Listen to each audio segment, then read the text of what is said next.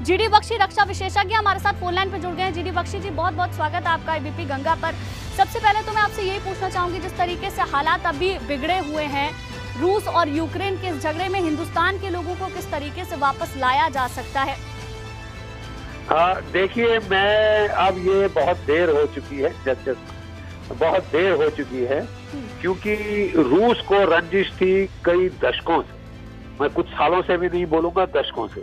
जब रूस सोवियत संघ टूटा था तो उनको एश्योरेंसेस दिए गए थे कि नेटो का ईस्टवर्ड एक्सपेंशन नहीं होगा।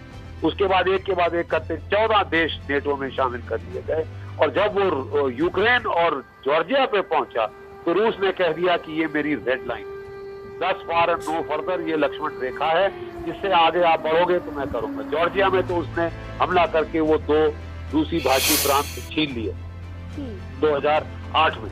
2014 में उसने क्रीमिया पे कब्जा कर लिया था और डॉनबास के आउटर एरियाज पे कब्जा कर लिया था। इस बार तो वो बिल्कुल जिद पे आ गया कि साहब, अब मेरे पास मेरी इकोनॉमी ठीक हो गई है, मेरी ताकत बढ़ चुकी है, सैन्य शक्ति, अब मैं ये जो है बिल्कुल सहन करने को तैयार नहीं। और इसके चलते उसने जो है बातचीत की कोशिश करी, सब कुछ हुआ, लेकिन करते करते उसने पहले तो ये डोनेट्स और लुहांस्क को पकड़ लिया, उनको इंडिपेंडेंट राज्य घोषित किया। लोग कहने लगे हाँ साहब, खत्म हो गया, जो उसको चाहिए था वो उसको मिल गया। नहीं, उसने ये नहीं मांगा था कि मुझे सिर्फ यही चाहिए। उसकी रेड लाइंस तो थी कि यूक्रेन को ना शामिल किया जाए और इत्यादि इत्यादि, वो अभी तक पूर्ण नहीं हुई थी। नेटो ने मना कर दिया, अमेरिका ने मना कर दिया, तो अब उसके पास सिवाय ये हमला करने के और कोई चारा नहीं था। उसने आज कर दिया है, अब ये दिखा दिया है जिसकी लाठी उसकी भैंस। और मैं नहीं समझता कि ये 7-8 दिन से ज्यादा चल सकेगा। यूक्रेन में इतनी शक्ति नहीं कि वो रूस का सामना कर सके, और उसको सामना अकेला करना पड़े।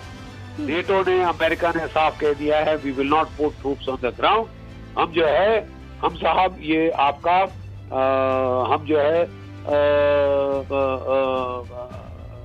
केवल इकोनॉमिक सैंक्शंस करेंगे। जीडी बख्शी जी, मार्शल लॉ वहां पर लागू किया गया है, कानून व्यवस्था अब सेना के हाथ में चली गई है, तो इसके बाद स्थिति किस तरीके से रहती है उसके बारे में भी बताएं। देखिए, कानून मार्शल लॉ तो खैर जंग के टाइम लग ही जाता है, तकरीबन काफी इमरजेंसी प्रोविजन आ जाती है, वो कोई खास फर्क नहीं डालेगा। उन्होंने अपने रिजर्विस्ट बुला दिए हैं, फर्क नहीं डालेगा। फर्क है इक्विपमेंट। रूस के पास 12,000 है, यूक्रेन के पास 2,500। रूस के पास 1,500 जेट फाइटर, यूक्रेन के पास 100, तो इसी 30,000 आर्मर्ड पर्सनल कैरियर, और उसके पास 10-11,000। यहाँ पे जो है 12,000 आपके पास सेल्फ प्रोपेल्ड गन, उसके पास 2,000। ये क्या मुकाबला है? कोई मुकाबला नहीं है। कुछ देर चल सकेंगे, हिम्मत मर्द मदद खुदा, लेकिन ये भी गलत है अमेरिका का इस तरह यूक्रेन को उकसा के झोंक देना आगे, और जब यूक्रेन पिट रहा है तो बैठ के तमाशा देखना। ये तो वही हो गया जैसे कि अब्दुल घनी का हाल अफगानिस्तान में हुआ था। कितने साल उसको लड़ाया तालिबान से, और फिर तालिबान को सौंप के आ गया कि मैं यहाँ से जान बचा के भाग। ये गलत है, ये बहुत गलत। मैं नहीं समझता कि ये मॉरली, नैतिक तौर से ठीक है कि we will fight Russia to the last Ukrainian. तो ये तो पहले भी रहा है जीडी बख्शी जी, पहला ऐसा मौका नहीं है, ये तो इतिहास भी बताता है। लेकिन अभी जो स्थिति फिलहाल बनी हुई है, इस स्थिति को सामान्य होने में कितना वक्त लगेगा? क्या आप समझ पा रहे हैं इन हालातों को देखते हुए? देखिए, मेरा तो अंदाज है कि अब यूएस और नेटो को फैसला करना पड़ेगा कि उनका मेन दुश्मन कौन है, चीन या रूस। वो दोनों से इकट्ठे नहीं लड़ सकते कि हम दोनों को परास्त कर देंगे, दोनों को पछाड़ देंगे। जो उनकी परफॉर्मेंस रही है अफगानिस्तान में, उसके देखते तो मेरे को नहीं लगता था कि वो जो है कुछ बड़ा कर पाएंगे रूस के खिलाफ उसके बैकयार्ड। तो इकोनॉमिक सैंक्शन लग चुकी हैं, मनमुटाव, बिटरनेस और ज्यादा होगा, और होपफुली ये बेटर सेंस प्रिवेल, और वो जो है इसको मान लें और एक्सेप्ट कर लें कि ये फेयर तक अप्लाई है, कुछ नहीं किया जा सकता इसका। तो मैं समझता हूँ सब और इसी में भला रहेगा, और सबसे बेस्ट सोल्यूशन होगी ये कॉम्प्रिहेंसिव यूरोपियन सिक्योरिटी सेटलमेंट कर दिया है, ठीक है, जिसमें कि जो आम कंट्रोल ट्रीटीज हैं उनको रीनेगोशिएट किया जाए, कॉम्प्रिहेंसिव पैकेज बनाया जाए सिक्योरिटी का, security consideration concerns of all sides are met, जैसे कि भारत ने कहा। एक सवाल और है जीडी बख्शी जी मेरा, आपको क्या लगता है इस स्थिति के बाद जिस तरीके से हिंदुस्तान से मदद मांगी गई है, क्या हिंदुस्तान मदद के लिए आगे आएगा और उस तरीके से मदद कर पाएगा? मुझे तो मुश्किल लगता है, देखिए, क्योंकि वहाँ जो वैमनस्य है वो बहुत गहरा हो चुका है। फिर भी कोशिश करना फर्ज है इंसान का।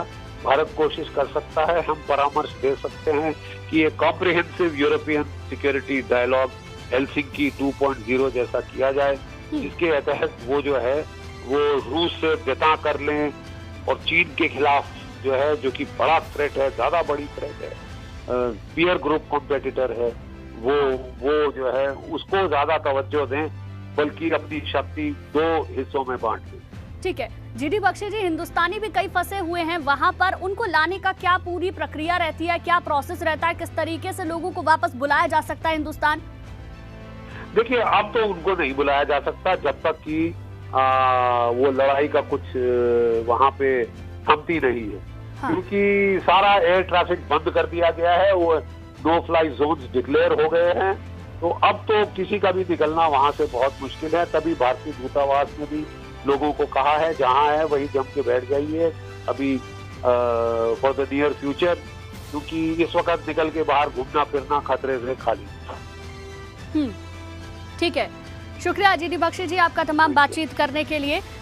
तो कई जानकारी जीडी बख्शी रक्षा विशेषज्ञ हमारे साथ जुड़े, उन्होंने दी, लेकिन हालात वहां पर खराब होते जा रहे हैं और इन बिगड़ते हालातों को देखते हुए रक्षा विशेषज्ञ का कहना है कि किसी भी तरीके से फिलहाल तो स्थिति वहां पर सुधरती हुई नजर नहीं आ रही है। लोगों को बचाने के लिए भी अब काफी देर हो चुकी है, क्योंकि फ्लाइट्स पूरी तरीके से बंद है, कोई भी रास्ता फिलहाल नजर नहीं आ रहा है। लेकिन देखने वाली बात यह होगी कि सरकार इसको लेकर क्या कदम उठाती है, किस तरीके से जो लोग फंसे हुए हैं उनको वापस हिंदुस्तान बुलाया जाता है। खास तौर पर उत्तराखंड के कई लोग वहां पर फंसे हुए हैं। उत्तराखंड में जो लोग मौजूद हैं, जो परिवार वाले हैं, उनका कहना है सरकार से उन्होंने गुहार लगाई है। अब केंद्र और राज्य सरकार किस तरीके से मदद करेगी ये देखना होगा। हालांकि पुष्कर सिंह धामी ने एक ट्वीट भी किया है कि विदेश मंत्रालय से लगातार उनकी बातचीत चल रही है, लेकिन इन सबके बीच में कब हिंदुस्तानी वापस लौटेंगे, इस पर सभी की निगाहें टिकी हुई हैं।